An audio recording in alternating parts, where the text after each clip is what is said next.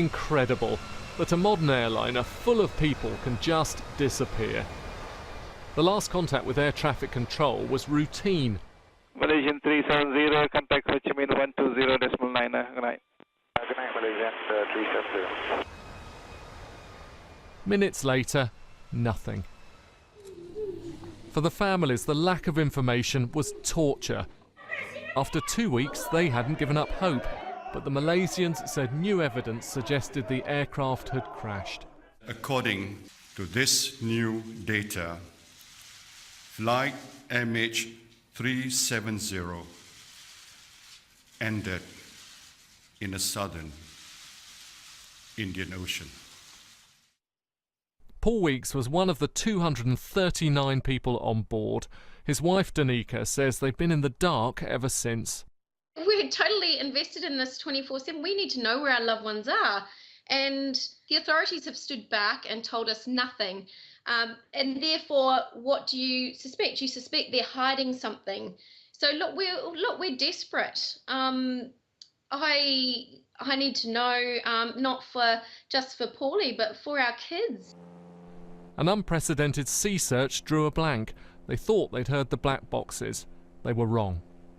So, what's been happening and what comes next? Well, the old search area was fruitless, so now there is a new search area which is based on the only hard evidence they have. This arc shows where the plane automatically spoke to a satellite, and they think this yellow patch here is where it ran out of fuel.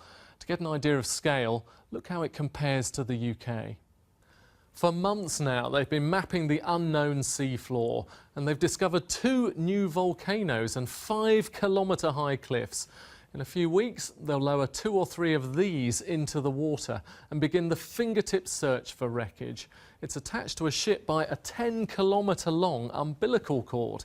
It has sonars that can pick out odd lumps, cameras that then double-check if that lump is wreckage or just a rock.